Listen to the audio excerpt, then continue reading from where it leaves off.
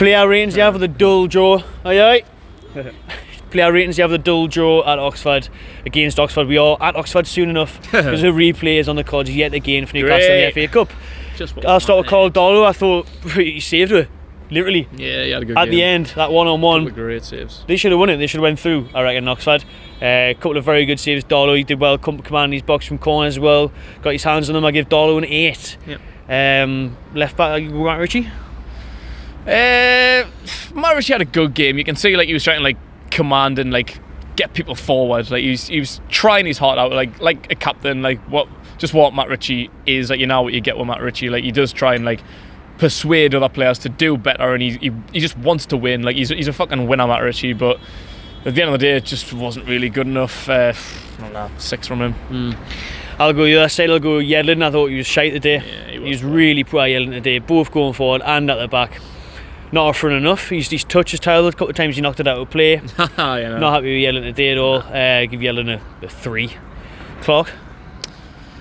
Clark had a decent game. Not outstanding. I think the defence, the back three pretty much did that job as well as you could really expect it. Like, we came away with a clean sheet, and I had Stanley Oxford. A couple of times they got through. But in terms of the back three, it was just pretty standard. Clark was alright, give him a 6. I thought Lascelles did well first half, especially getting into some crunching tackles. Nearly gave it away. Mind on one occasion, like a lucky boy. And he nearly had a red card, didn't he? Yeah. They gave him a yellow. A lot of fans around us thought it should have been a red. Same again, there were some good moments, some bad. Like, so got into some tackles, but a bit daft at times as well. Yeah. I'll give him a 6 and all. Shaw back in the team today. Yeah, I'm happy to see Shaw back. He did alright, to be fair. I thought Shaw had a pretty decent game. Towards the end of the game, I don't know what the fuck Brucey's plan was, because he brought Hayden on to go centre back and put Shaw like a DM. So he put a centre mid at centre back and a centre back at centre mid. As you do. I'm nearly fucking lost with this club. Like, honestly, I can't fucking believe it. Well, Shaw had a decent game. He whipped in a free kick, didn't he? Not a terrible effort, but not good enough. Probably another 6. In the midfield, Bentley made his debut today. I thought he showed glimpses of what we're going to expect. He did have a good game. He was probably one of the better players on the pitch. Actually, he's a bit more dominant in midfield. That we wanted to do. You know, protecting the ball, dishing it out. Not too bad really. It's hard to judge when it's against League One opposition. It's his first game, but he seemed comfortable enough. He seems like he can be someone in the middle of the park who can keep possession for Newcastle. Exactly what we brought him in for. In the odd crunch and tackle, probably see more of that. Nice. So I'll give him a 6 to be fair. Didn't set the world light, but he showed glimpses of what we're going to expect. A decent enough debut. Yeah. Sean Longstaff, you can have Mohammed enough in the review and during the game. Yeah, we touched on it in the match preview. Just he's just had a bad season. Like, game after game, he's failing to impress. Like he's meant to be a good passer. Like, he was likened to like Michael Carrick in the summer, like when Man United were after him. But I think, like you said, I think the transfer fees maybe he's got to his head or something. Like, I think he's got like half of his heart in Manchester already. I don't know, but he's just really not the guy that we've seen last season. Like, the guy that probably deserved like maybe to be linked to a Man United. Like, we were demanding 30 to 50 million, and like we made a video about it saying like we don't want him to go because he's got potential, he's got a future. In a couple of years' time, it could be worth double that.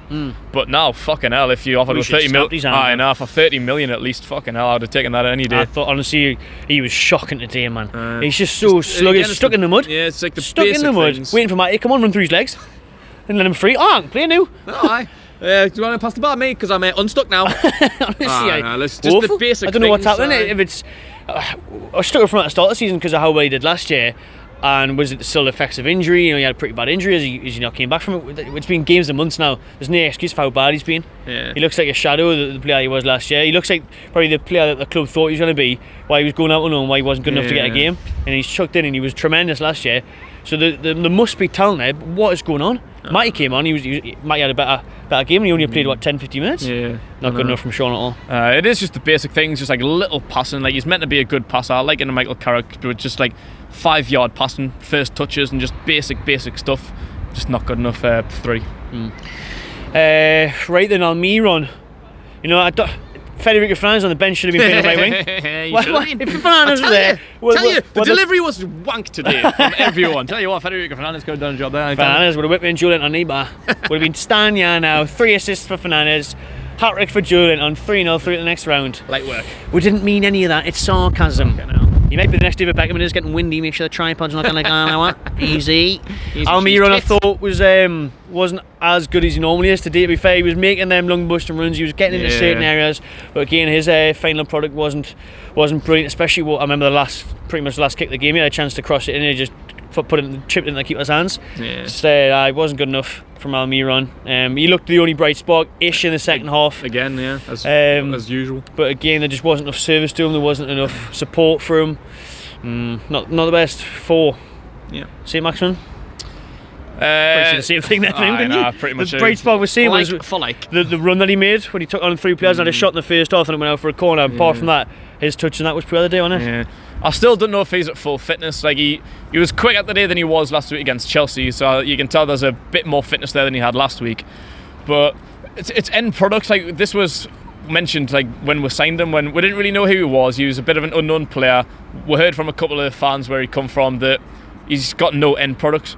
And today I think we've really, really seen that. Like various times this season we've seen that, but today I think that was it. Like he's got skill, he's got pace, he's got bags of it, but he just doesn't really know what to do at the end of it. He's a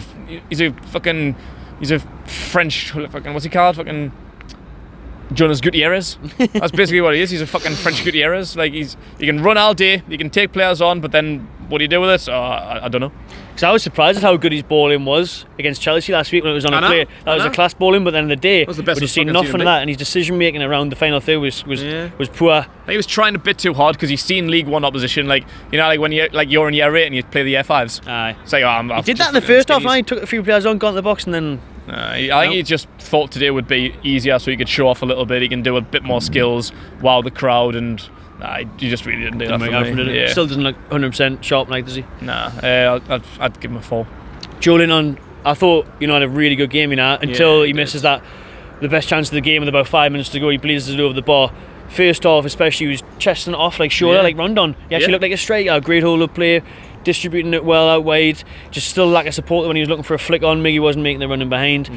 I thought he had a pretty good game though. I think he put one over the bar. I'll shout for a penalty in the first half, but the bread and butter is when it comes to him in the 86th minute or whatever it was and he blazes out of the ball. That's what we've paid you 40 million to do, mate. Put that in the back of the net, and he hasn't late on chance for the winner there. Pretty good chance from what I've seen. Like I say, we haven't seen the replays yet, but it looked like a golden opportunity.